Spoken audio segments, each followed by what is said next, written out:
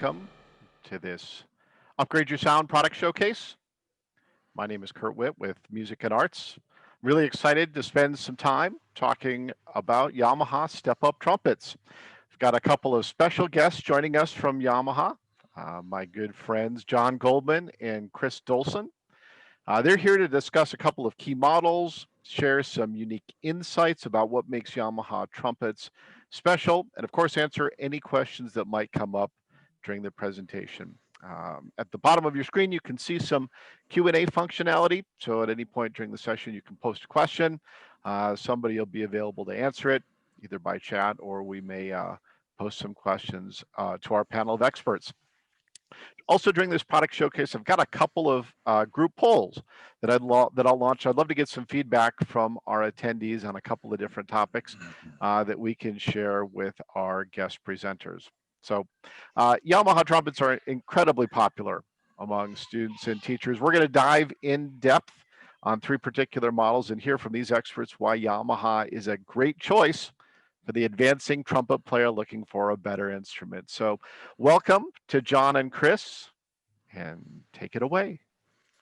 Thanks, Kurt. Appreciate it. First of all, I just want to say thank you for everybody that's joining us tonight. While we wish you could certainly experience these instruments in person, it's certainly a pleasure to be here with you. As Kurt mentioned, my name is Chris Dolson. I'm the regional manager for Yamaha, and my colleague John Goldman is also with us tonight. John is our wind instrument product manager, and John is a brass expert. He's going to be doing the bulk of our presentation tonight. But before we throw it to John, real quick, I just want to give you, just a little bit of background on Yamaha. 10 seconds here at the most, but Yamaha is the largest manufacturer of musical instruments in the world. And we've been doing this since 1887, and we're founded as a music company, even though a lot of people know us for motorcycles and watercraft and other things like that. Our foundations are in music. And you can find us in almost any country across the world. We certainly believe that music is the one thing that connects us all, and it's our mission to create more music makers. So with that, I'm going to toss it over to John here and let him talk about why we're all here tonight. All right. Thanks, Chris. And thanks, Kurt. And welcome, everyone. Again, thank you for taking the time to join us here tonight. I will be brief and hopefully give you guys some great information. As Chris mentioned, I'm the product manager for wind instruments here, and I tend to handle a lot of the brass duties, if you will, along with our design team from our US-based ateliers in New York City and in Los Angeles. They handle the bulk of a lot of the R&D and design work, and then we work together to bring these things to you. And so speaking of designers, I just wanted to start talking a little bit about our design philosophy at Yamaha.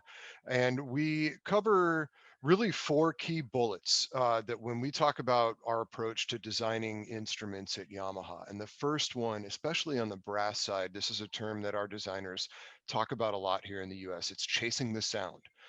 We don't go into design project with a specific specification or a bore size or a tuning slide shape or a bell taper or any of the things that we may talk about tonight. We don't say, I want to design a trumpet that has this. We say, I want to design a trumpet that sounds like this. This is the sound we're looking for. This is what the in the case of some recent projects like Thomas Hooten, the principal trumpet of the LA Philharmonic, this is what he wants, and we work with him to get that, and it's about the sound. The second thing is called Kaizen, and Kaizen is obviously a Japanese term, but Kaizen, the spirit of the term Kaizen means we never settle. We're always learning, we're always looking to do it better, we're always trying to find the best way of doing it, and what that gives us is this kind of a spirit of looking forward. We are always talking because music is always evolving and the approach to playing music is always evolving, and we want to stay at the forefront of that. And so Kaizen is the philosophy. It's that the term that describes our approach. We don't design one trumpet and then leave it alone and let it ride for 30, 40, 50 years. If anybody's been a part, it's good because it's job security for guys like Chris and I. But it's we're constantly getting new designs to talk about and new and exciting experiences and stories that are part of the development that we get to tell people, and it really is a fun part of the job. The third and fourth ones are more about the nuts and bolts of the product itself. Vertical integration is kind of at the core of our design philosophy, and with that, it comes we designed the highest end instruments first. The instruments in the pictures are a couple of our artist model, the C and B flat artist model Chicago series, and they're the ultimate flagship of artist model trumpets and the trumpet lineup for Yamaha. And these are the instruments that the people at the pinnacle of trumpet performance are playing, and those that aspire to get there. And then we base the instruments below that off of that instrument. And so as people progress or step up, as we're here to talk about tonight, as they step up through the lineup of instruments, there's going to be an easier transition and a more familiar feel to the instrument. And also what that does is it gives our student intermediate, pro and Xeno level instruments more of a quality of sound and a quality of play, to make that transition into the upper levels a little bit easier. And the fourth one is arguably the most important of all of them for us, and that's the consistency. Our design philosophy would be very it would be difficult to achieve if we didn't work to build the production consistency that Yamaha is known for.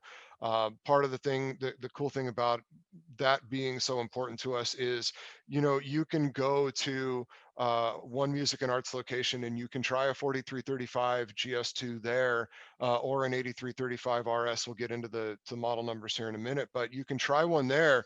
And, even if you decide that night not to buy one, if you find yourself in a different music and arts later on, a week later or 2 weeks later, and you try one again there, it's going to be the same. It's going to be consistent. It's going to be familiar. If you want to order one from Woodwind and Brasswind, you don't need to try 5. You're comfortable with ordering one. And if you like it, you know that the rest of them that you try are going to play the same. It really kind of it takes a lot of the difficulty and stress out of purchasing an instrument, because you're not having to go back and forth and between 4, 5, 10 instruments to try and find one that's going to work for you. If the first one works, then the rest of them are going to work as well. All right, Kurt, if you want to hit on to the next one.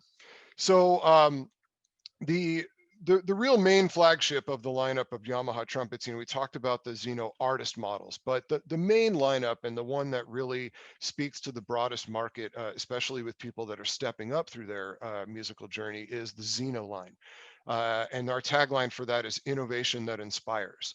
And this is another thing that I mentioned before, we're not resting on our laurels. The Xeno line, as of this year, is 30 years old now. And instead of having one 30-year-old design, we're now working on internationally. This may only be the second generation of Xenos here in the US, but it's the fifth iteration of the Xeno lineup. And it really, like I said, it epitomizes the Yamaha the Kaizen philosophy approach to design. All right. So we'll get into the actual instruments right now. So the first one, and this is as far as professional model and the Xeno trumpet lineup, this is going to be, I think, our nationwide top seller. This is the 8335 Mark II RS. Alphabet soup aside, all of those numbers and letters have a meaning. YTR Yamaha trumpet. The 8 means it's a Xeno, 3 is medium large bore, or 3 is B flat, or a medium large, 3 is B flat, 5 is a heavyweight. Mark II, as I mentioned, it's the second generation here in the US. Reverse means it has a reverse tuning slide or reverse lead pipe setup, and silver is silver plate. And the reason we note that is because the Xeno lineup has a myriad of options for different players. It's got, reversed and silver plate. We can do standard tuning slide in lacquer, gold brass, silver plate, silver plated gold brass. There's a different flavor for everyone. And you just need to kind of discuss that with your salesperson when you go, when you talk to whoever it is you're talking to on the phone, or when you go into music and arts and speak to somebody about what you want to try when you come in. But we're going to focus on the RS because it is a nationwide top seller for us. From the spec standpoint, you get a one-piece yellow brass bell, vertically integrated. There's that term, vertical integration, vertically integrated directly from the YL bells of the B-flat artist model trumpets, the Chicago and the New York. And the braces, actually, the braces from the lead pipe to the bell and the valve casings to the lead pipe and the bell are the same braces that we use on the artist model trumpets. And some people may not think that that makes a huge difference, but I can attest to you from years of direct personal experience with players that the design and the placement of the braces is integral to the design of the instrument. It's all about finding that point of the balance, and the brace is definitely an integral part of that process. We have a specially designed third valve casing knuckle feature, so it's kind of hard to point out. I don't know, Kurt, if you have laser pointer on there, but where the tuning slide goes into the third valve casing, it looks very normal from the outside, but the interior shape is very specifically designed to achieve a certain type of good friendly resistance, and it makes the instrument very responsive and very easy to play. And then the third valve stopper, so just on the other side where the third valve slide that moves, we use the same stopper system as the artist model trumpets as well. And it comes with a 2-position stopper. You can put the screw on the outside, which gives you a little more distance, and it gives the instrument a little bit of a, actually makes it a little more responsive and lighter feeling, or you can put it on the inside, shortens up the extension a little bit, and actually brings a little more focus and into the sound, gives you a little more core in the sound. So again, you might not think a little screw makes a difference, but it actually makes a huge difference. John, you mentioned briefly Yeah. about the reverse lead pipe, and I'm interested to hear a little bit more about what that does for the player and how that impacts the sound and how it impacts from the player's perspective. Can you tell us a little bit more about that? Yeah, absolutely. And it'll visually, it'll be a little more obvious for those that aren't familiar with it when we go to the next slide. But if you look at the tuning slide there that has the what we call a spit valve or a water key on it, you'll see one vertical brace right there. And you'll see how at the bottom of the brace, there's a part where it connects to the tube. And at the top, you'll see a little bit before that, you'll see a vertical line. Well, what that is the lead pipe actually, instead of the tuning slide having two, what we would call male ends that fit into like two female receiver tubes, the top one actually, the lead pipe has the male end and the tuning slide has the receiver tube. And on the bottom, it's a standard setup. So if you were to visualize the airflow going down from the mouthpiece and the vibrations traveling down the lead pipe on a standard tuning slide, when the vibrations, when the air hits that tuning slide, it has to narrow a little bit to get inside of it. Then it goes around the bend and it opens back up before it goes into the valve casing. Well, on a reverse lead pipe, it travels down and it actually opens up as it gets into the tuning slide. Then it comes around the curve and it opens up again. So for most people, they perceive that first bend in the horn, that first point of resistance, they actually feel it a little bit farther away from them. And a lot of people perceive that as being, quote unquote, a more open sound or a more open playing field, slightly less resistant. It takes just a little bit, a small percentage more of effort to really get the gas going on the horn and get the horn to light up because that point of resistance is a little bit farther away. Is that work for you? It's a little pretty technical explanation, but Yeah, we talk a lot about resistance, but resistance isn't good or bad, is it? It's what's the right thing for the player. And the next horn you'll talk about is kind of the parallel to this particular instrument. yeah, you hit the nail on the head, Kurt. A lot of people grow up in brass world where the word resistance is a 4-letter word, and it really isn't. It resistance, when done correctly, is one of the most important things that you can focus on when designing an instrument and working with a player. It's about that balance of resistance. You'll read a lot of Yamaha, website copy and marketing copy where we talk about the balance of resistance, and it's not just some term that we came up with. It's about finding what the right amount of resistance in the right spot for the player. It is very subjective, as you said. So I just want to hit on the case real quick. I think, knocked it out of the park with this case when we came out with the new Xeno designs. It is a really nice leather gig bag style case. It's got a nice firm shell on it though. It's pretty well protected in there. It's a double case, just like the old wood ones. And it's got the integrated backpack straps, which are sewn in at the top, and they've got heavy duty metal clips at the bottom, or you can just wear the shoulder strap. And this really is a really nice, sleek, classy case. So I love it, really, and it holds up very well. All right. So the next one, if you even notice, you might not have even noticed the picture change, but if you look at that tuning slide now, you'll see a double brace, two vertical braces, and you'll see how that the main tuning slide, those little vertical connection points are lined up right on top of each other. And what that represents is the uh, the more of the traditional tuning slide setup. This is a very traditional B flat trumpet design, very based on the like I said, the traditional B flat trumpet design that's been around for a very, very long time. And this instrument is uh, a workhorse of the lineup. It's easily, again, just like the other version, kind of the sister of the other one of our nationwide top sellers. This is an international top seller for us. I mean, we do really, really well with this setup. And like the reverse model, this is a very similar setup. There is some slight differences on the reverse. There's some things I didn't point out, but Kurt, if you want to back up one slide real quick so they can just see real quick. If you see the first valve thumb slide there has a complete loop for the thumb. And the receiver, the mouthpiece receiver, where the mouthpiece fits in, is a slightly more robust, a little bit heavier duty. And that's based on the development player that we used for the Xeno project, where the reverse model worked better with this setup. And now moving forward to this one, you'll see there's half a U-shaped thumb saddle and a more traditional sized weighted receiver for the mouthpiece. And so this is the setup that worked better for the standard tuning slides. And really that's what it was. It wasn't about, this has a reverse, so it has lead pipe, so it has to be different in these other ways. It was, this is for this type of player, this has this type of weight and resistance and playing characteristics. But everything else about it is the same. It has the same bell, that YL3 bell that's directly vertically integrated from the artist model trumpets. It's the same taper as the Chicago and New York B flats. The bracing, same. The third valve slide stopper, the third valve casing knuckle, and the same case. Really what this is this is a variation that speaks to a different type of player that is looking for that feel, that more traditional kind of more upfront feel where the instrument responds a little closer to the player, so that that friendly resistance is felt a little bit sooner, and you can just really get this beautiful, really core to the sound with this instrument. And it's very, very easy to play.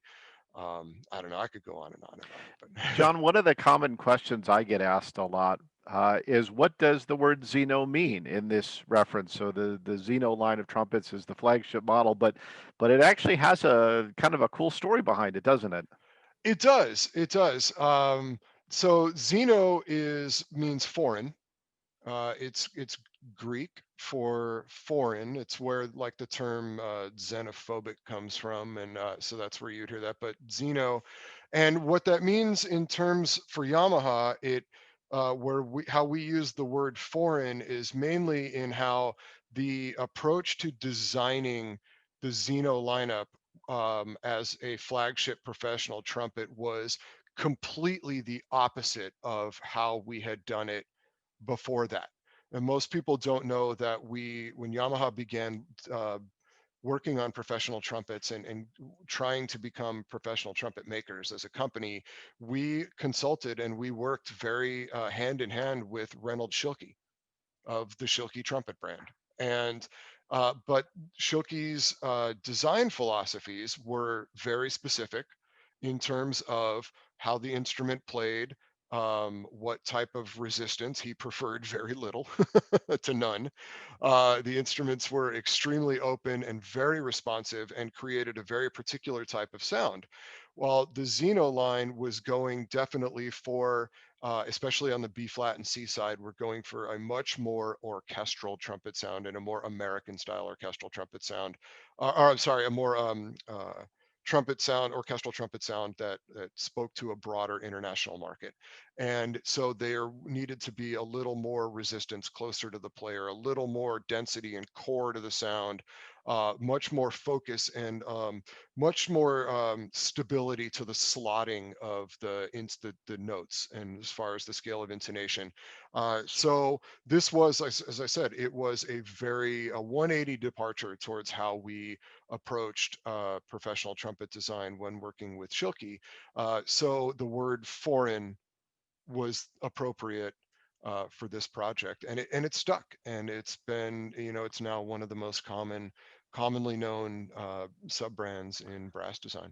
What a great story behind that. So before we move on to the third model here, I'm gonna launch a quick poll uh, for the group. We talked a little bit about cases, and maybe we'll circle back a little bit to cases after you talk about the final model here, because I think that's a really important part of the trumpet player's arsenal. What's the right case for them? And you've got some amazing cases, so a lot of really cool stuff out there. And I'd love to hear your opinion on that once we get a little bit of feedback from the group. So I'll move you on here to the last one, John. All right. Well, it wouldn't let me take the poll, Kurt, just so you know. Am I a panelist? Oh, we can't vote. That's right. I was going to say that I prefer the one that comes with my instrument, but that's shameless Yamaha plug with that one. All right, so moving on. This is, I would say, it's arguably the most important trumpet in the Yamaha lineup. I mean, we talk about the artist models, and yes, from a brand standpoint, that's what helps us be, internationally renowned for building the highest end quality trumpets, and the Xeno line, the flagship line. But really, like, the workhorse of the Yamaha trumpet lineup, I think one of the most um, impressive instruments that we make is the 4335 GS2. I've seen people that make a very successful living playing the trumpet pick one of these up in an emergency situation, and it sound like the trumpet that they've played for years that cost 2-3 times as much money. I mean, this is just such a well-made, well-designed instrument. This is an intermediate model, mind you, and we went with, even though it's a different bell configuration, so we use a two-piece configuration, we use a gold brass bell, different material, so 85% copper, 15% zinc. It's got a little warmer sound. Very good for developing players. But if you need to step on the gas, this thing can light up like a Christmas tree. It's fantastic. But the bell taper is the YL2 taper. It's directly integrated from the Gen 2 artist model trumpets. It's the same mandrel taper that those trumpets were made on. The tuning slides we use, the same density and thickness of the tuning slides, and the shapes are directly integrated from the 6000 series professional models, which are fantastic instruments. We use a Monel alloy piston. We use this throughout all the trumpets, but this just to say, like, we use the same piston material in the intermediate model that we do in the artist model. It's a very corrosion resistant, very reliable, very stable material. And if you look, it's got the same type of case design, only this is a single, so we add more padding around it because it's generally younger players that are going to be taking care of this and riding on the backs of their bikes with it, and wielding it around the band room and tossing it into a cubby or a locker. And but this thing can really take a punch, and but it's got the integrated backpack straps that you can zip in. It's got the shoulder strap, so you can be very mobile with this. It fits in an overhead in an airplane, but it is a single case compared to the double, but it does have a nice accessory pouch, and spot for some mouthpieces, and it'll take good care of the instrument. But like I said, again, I really love this instrument. I taught high school brass ensemble for many, many years. And I had a go-to horn where I had two instruments that I would send kids to purchase when they would come to me. And it all depended on, where they were in their playing, or what budget, what their budget considerations were with their parents. And if they were progressing or coming out of a student model, this was a no-brainer. This was a no-brainer, and every single one of them would keep it. And if they ended up buying a Xeno later on, even though the Xeno is perfectly fine to use with marching band, they tended to use this for marching band and the Xeno for concert and indoor stuff. And they're perfectly fine with it. It's just a great, great horn. John, that's an interesting segue. We got a question about when do you know when your student is ready for a better instrument? Is it about an age? Is it about a particular playing aptitude? Are there particular signs that you looked for as a teacher? Talk a little bit about that process of when to know when a student is ready for that step up instrument. Yeah, I mean, there's a couple things that as a teacher, I used to gauge I used to look for in a student particularly, and it was always focused around their playing or, whether they were completing all their practice assignments. So I really knew, like with smart music, I really knew how much they were practicing. And I could tell that when a student was serious, if they were, if their assignments were coming in on time or early, if I would have a conversation with the parents and the parents would just say, oh, they love playing. I can't get them to put the horn down. There's those little kind of, I guess, personal cultural aspects to the kids' approach to playing music, in which case, it usually would come through in their playing. They would have a nice clear attack to the note. There wouldn't be a lot of, I mean, everybody misses notes or chips notes. That's common. Professionals do that. But if there was a particular kind of clarity to the way they would attack the note, if they would attack the note with a big sound, with a confidence, a lot of kids, as they get more, as they start to progress and their playing starts to improve, their confidence level improves, and it really comes through in the sound. So I would say a couple of good ways to, from a playing standpoint, if they have confidence in the attack, confidence in their sound, and they move through the instrument through valve combinations with good confidence and clarity.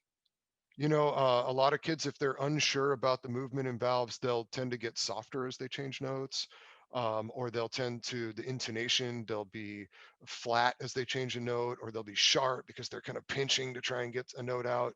Or you can hear it that they lack the confidence.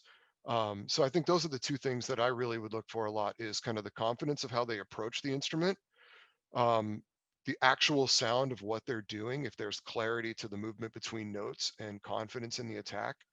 And then, but conversations with the parents or with them directly about how much they're practicing. And if they're really taking it seriously and improving, then it was a quick decision to say, look, I think the student model that they've been playing on, while it served them very well, I think if this is something that they're going to continue doing and they're really enjoying it, then it's time to look at an intermediate model.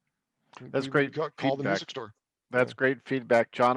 Chris, I'd like to kind of throw part two of that question over to you. Maybe you've watched, hundreds and hundreds and thousands of advancing students test instruments. What Mhm. what sort of process should a student and a parent go through once okay, I've decided to, upgrade my student Yamaha trumpet. Okay, I'm ready for the next step up.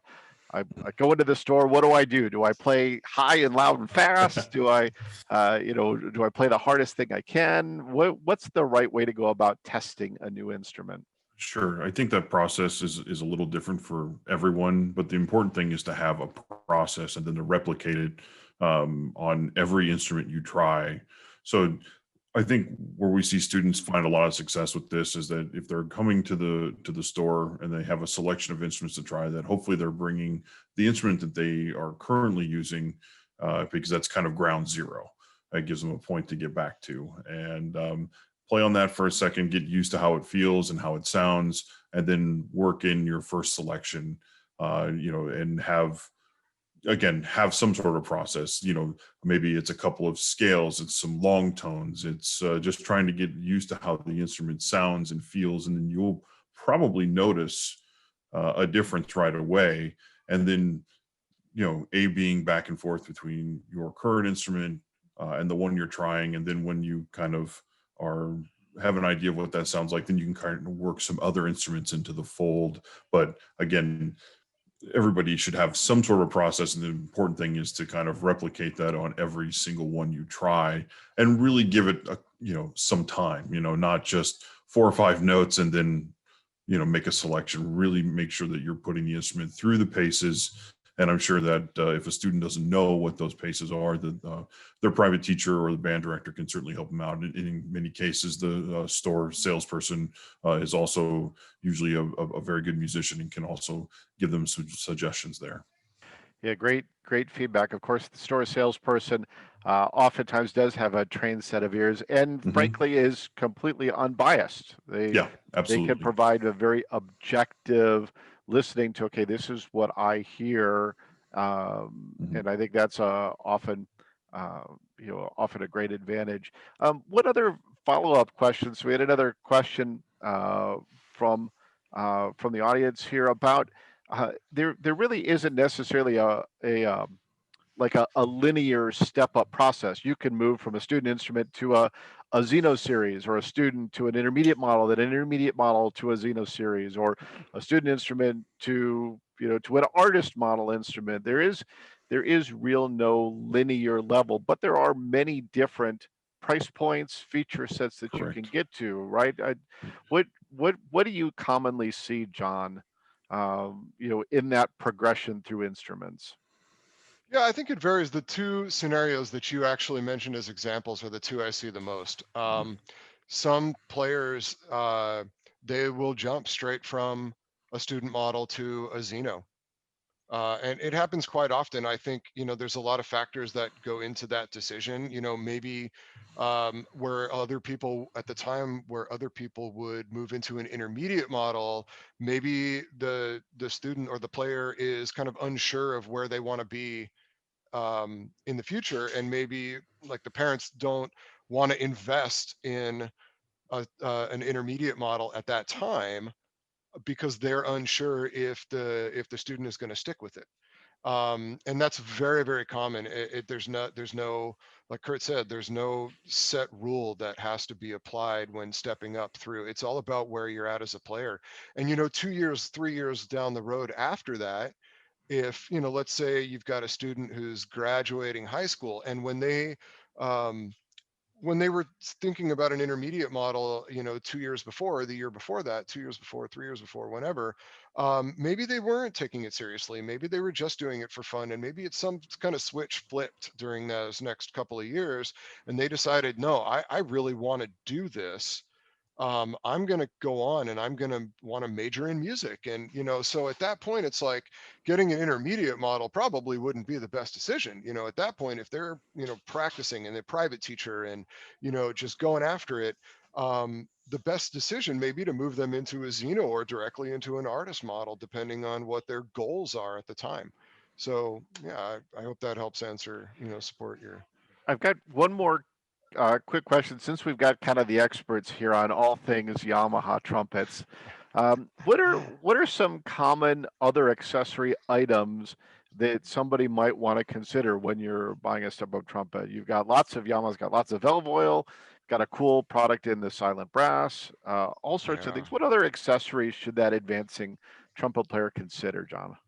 Yeah, well, you hit the two most important ones. I think, one thing that's always, buying an instrument is like owning a car.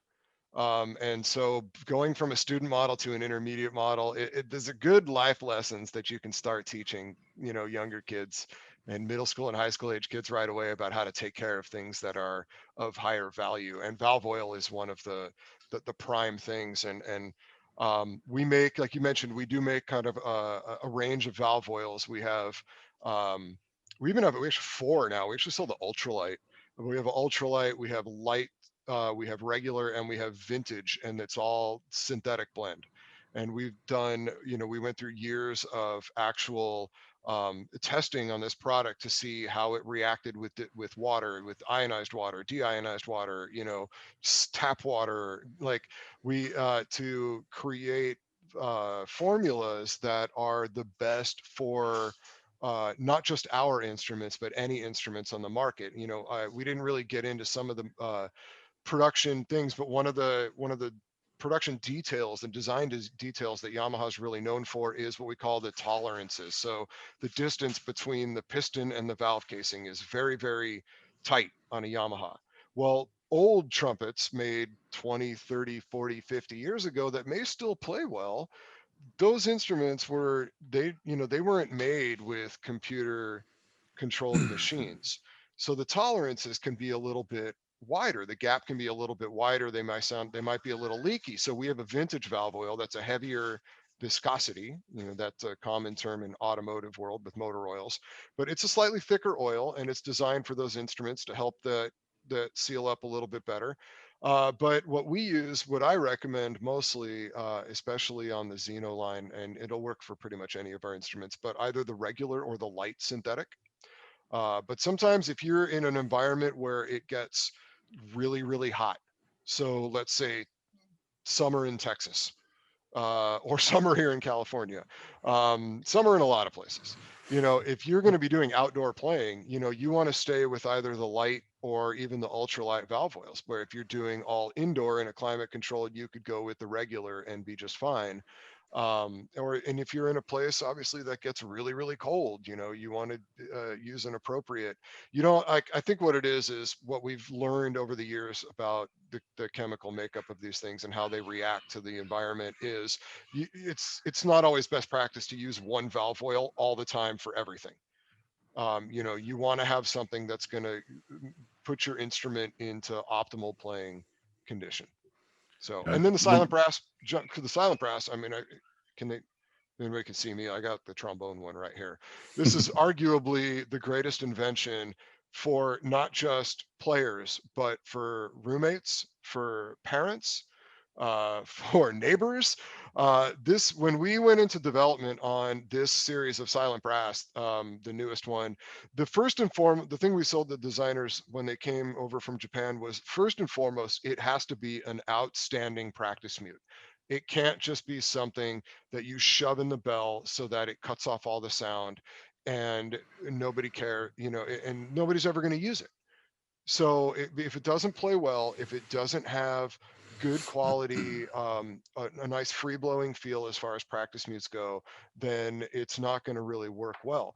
And I think they hit a home run with how these things play. I know I'm a brass player and I absolutely love mine. And we've got pictures of me sitting on the couch with my newborn son, sleeping on the little, in the carrier on the couch next to me. And I'm just playing and there's no sound coming out. I'm video, sorry, on pictures, and then we redeveloped all the technology and the sound of it. The sound module from the previous version was from 1993, and while it was revolutionary at the time, it was 25 years old, and it sounded like it. It really did. So, and I think this was a home run. They did a 360 binaural miking setup with real players playing an open horn, and then they played the muted horn, and then they used like state-of-the-art noise canceling technology to tell the system to cut out the muted sound, and then they layered in complementary voicing with string instruments actually. So on the trumpet patch you get a little bit of violin, you just don't know it. But I think the coolest feature of it, and this is more if anybody has a family member that plays French horn or euphonium or tuba or trombone, but they actually balance, the box knows which mute is plugged in. So if you're a trombone player, you hear more of the sound. It's a little heavier on the left. And if you're a horn player, you hear it a little heavier on the right. If you're a trumpet player, it gives it all to you right down the middle. And they were just so thoughtful and smart about how they put that thing together. And yeah, it's a lot of fun.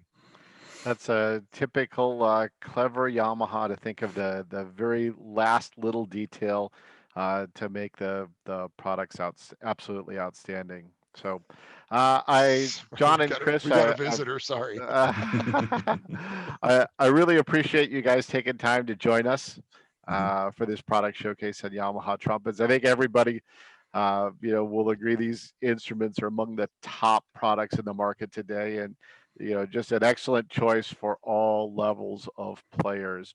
I also want to make sure that everybody knows during this Upgrade Your Sound Showcase, we've got several special offers going on, including 48-month financing as the first time we've been able to offer this.